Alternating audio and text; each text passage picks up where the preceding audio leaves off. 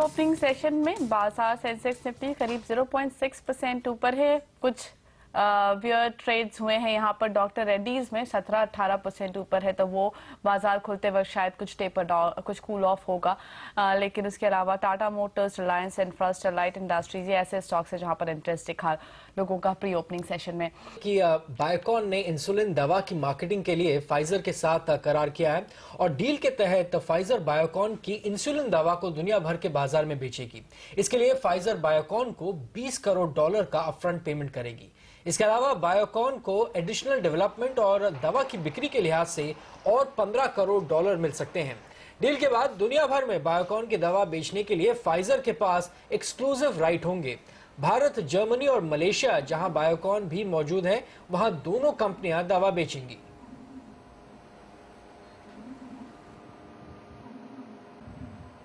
We see Pfizer and Biocon to have a very good fit.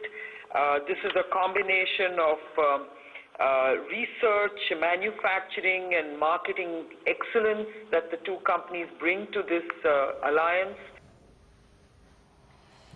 तो ये थे Biocon के मैनेजमेंट यहाँ कहती हुई कि काफ़ी अच्छी दोनों कंपनियों की डील है, उससे काफ़ी फायदा होगा। लेकिन एनालिस्ट क्या कह रहे हैं, ये डील बायोकॉन के लिए कितनी फायदेमंद हो सकती है? HDFC सिक्योरिटीज़ के वाइस प्रेसिडेंट रंजीत कपाड़िया हैं हमारे साथ। रंजीत, स्वागत है आपका। क्या देख रहे हैं आप? बायोकॉन को अपफ्रंट पेमेंट का तो फायदा है ही, लेकिन क्या वर्ल्ड मार्केट में इस पर्टिकुलर दवा की एक बड़ी मार्केट है जिसका फायदा बायोकॉन को मिल सकता है? मेरे ख्याल से ये बायोकॉन को बहुत फायदा हो सकता है, क्योंकि 40 मिलियन पेशेंट्स हैं ग्लोबली। उसमें से 14 मिलियन पेशेंट्स इंडिया में हैं, जो काफी 17% कंस्टिट्यूट कर रहे हैं।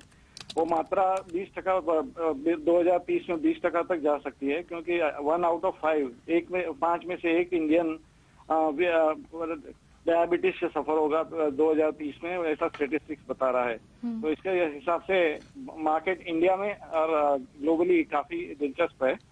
$14 बिलियन की मार्केट है इंसुलिन की। टोटल डायबिटिक ड्रग की मार्केट $30 बिलियन है। तो काफी इस दवा की क्या अभी तक एक्सेप्टेंस बेहतर थी, या फिर अब से ही ये डील शुरू होगी या मार्केटिंग शुरू होगी इस दवा की? ये 4 कंस्टिट्यूएंट्स है। एक ग्लार्जिन है, एक ह्यूमन रिकॉम्बिनेंट इंसुलिन है, दूसरे 2 एनालॉग्स हैं। तो ये 2 ग्लार्जिन और रिकॉम्बिनेंट ह्यूमन इंसुलिन की इमीडिएटली स्टार्ट होगी और बाकी के 2 प्रोडक्ट अंडर डेवलपमेंट में हैं। तो कितना आप यहाँ पर देख रहे हैं कि उनकी आय में किस तरह की ग्रोथ होती हुई दिखाई देगी? बिसाइड्स दैट जो 220 करोड़ डॉलर की जो वहाँ पर उनको अपफ्रंट पेमेंट मिलनी है, उसके बाद से ये $200 मिलियन की जो अपफ्रंट पेमेंट मिली है, वो ट्रांसलेट EPS ₹44 तक जा सकता है। उसकी वजह से वन टाइम EPS ₹44, ₹44। उसके बाद ये जो $150 मिलियन है, $150 मिलियन है, ये काफी 2 से 3 साल तक आएंगे, क्योंकि वेरियस कंट्रीज में रजिस्ट्रेशन करेगी और उसका पेपर्स फाइल करेगी और उसके बेसिस के ऊपर ये पेमेंट मिलेगी। तो जो रिइंबर्स होगी। अल्टीमेटली आपने कितना यहाँ पर टारगेट रखा है बायोकॉन के लिए, after factoring in all the positives, जितने भी उनकी आय में बढ़त होने वाली है, EPS में यहाँ पर एडिशन होने वाला है इस डील के बाद? मेरा टारगेट तो अभी कैलकुलेट नहीं किया है, लेकिन इसकी वजह से इमीडिएटली ₹45 तक की अपसाइड आ सकती है, वन टाइम अपसाइड। और जो स्टॉक है 21 टाइम ट्रेड कर रहा है FI11 के मुताबिक और 19 टाइम्स ट्रेड कर रहा है FI12 के मुताबिक। तो काफी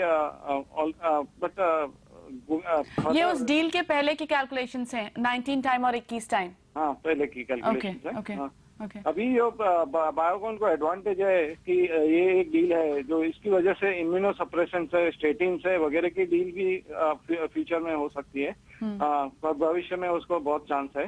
क्योंकि ये पहली बायोटेक्नोलॉजी की पहली डील है इंडियन कंपनी के साथ, तो काफी दिलचस्प रहेगी और दोनों कंपनी को बहुत फायदा होगा, क्योंकि फाइजर के पास अभी तक बायोटेक्नोलॉजी के प्रोडक्ट्स नहीं है, बायोसिमिलर्स नहीं है अभी भी, और ये immediately they will be able to launch the products in developing markets, जो डेवलपिंग मार्केट्स है उसमें शुरू से डेवलप अभी लॉन्च करेंगे प्रोडक्ट्स, और यूरोप में 2012 के बाद और यूएस में 2015 के बाद लॉन्च करेंगे। All right mister Kapadia, thanks a lot for joining us today. तो फाइजर पर काफी पॉजिटिव, बायोकॉन पर काफी ज्यादा पॉजिटिव रंजीत, उन्हें लगता है ये काफी अच्छी डील हो सकती है। नितिन, अगर हम यहाँ पर फार्मा स्पेस में ही फोकस करें, हमने देखा मिड कैप फार्मा काफी एक्टिव था कल के कारोबारी दिन में। आप यहाँ पर लार्ज कैप्स पर क्या कॉल ले रहे हैं, इंक्लूडिंग डॉक्टर रेड्डीज और रैनबैक्सी? कि मुद्दा जो कल ओपन इंटरेस्ट में एडिशन हुए थे वो एक बायोकॉन में करीब 18% के आसपास का ओपन इंटरेस्ट में एडिशन था, और आज आप मूव ऑलरेडी उसमें देख चुकी हैं। और उसके साथ साथ पिरामल हेल्थ में भी कुछ लग रहा है कि आपको मोमेंटम बन सकता है, करीब ऊपर हमें 565, 570 तक के टारगेट्स, उसमें ओपन इंटरेस्ट करीब 3-4% के आसपास के एडिशन में थे।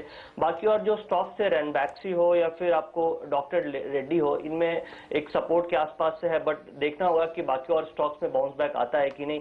बट अभी निफ्टी की जो स्टॉक्स हैं जिसमें कल जो रैली जहां से बनी थी, अगर शॉर्ट टर्म ट्रेडिंग के ख्याल से उनमें कंसंट्रेट किया जाए तो शॉर्ट टर्म में अच्छे रिटर्न मिल सकते हैं। और फार्मा स्पेस में पिरामल हेल्थ एक ऐसा स्टॉक होगा जिसमें आप यहाँ पे अगर ट्रेडिंग के ख्याल से लें तो करीब 565, 570 तक के टारगेट मिल सकते हैं। क्विकली फार्मा में अगर बायोकॉन पर भी आप एक कॉल दे दें, क्योंकि आज जिसमें हमने 11% के गेन्स देखे हैं, नितिन इस पे कॉल दे सकते हैं? ये बायोकॉन में यहाँ पे ट्रेडिंग करने में अब कंफर्ट नहीं आएगा, क्योंकि 10-11% का गेन हो चुका है और कल इसमें 18% का ओपन इंटरेस्ट एडिशन था। तो मैक्सिमम जो बाइंग या एकुमुलेशन हुई होगी वो इवेंट के पहले एक एकुमुलेशन हो चुकी है, और अब हो सकता है किसी लेवल पे प्रॉफिट बुकिंग आए या फिर ऊपर कुछ और ऊपर जाके। तो यहाँ पे ट्रेडिंग के ख्याल से कंफर्ट मेरे ख्याल से नहीं होना चाहिए। ऑलराइट, बहुत बहुत धन्यवाद नितिन हमसे बात करने के लिए। कोई डिस्क्लोजर्स? जनील, जो भी स्टॉक्स हमने डिस्कस किया उसमें मेरी अपनी पोजीशन नहीं है, बट क्लाइंट्स की और कंपनीज की पोजीशन हो सकती है। राइट, अश्विनी आप कोई डिस्क्लोजर देना चाहते हैं? हमारे पास बैंक निफ्टी में शॉर्ट पोजीशंस हैं, बाकी और किसी भी स्टॉक में पोजीशन नहीं है। राइट, शरद आप डिस्क्लोजर्स देना चाहते हैं? जी, मैं पर्सनली इनमें से कोई भी स्टॉक होल्ड नहीं करता, लेकिन हो सकता है हमारी कंपनी की, हमारे क्लाइंट्स की कुछ पोजीशन हो। बहुत बहुत धन्यवाद आप सबका आज हमसे बात कर। फिलहाल पहला सौदा में इतना ही, लेकिन आप बने रहिए CNBC आवाज पर। ब्रेक के बाद लेकर आ रहे हैं सौदा आपका। नमस्कार।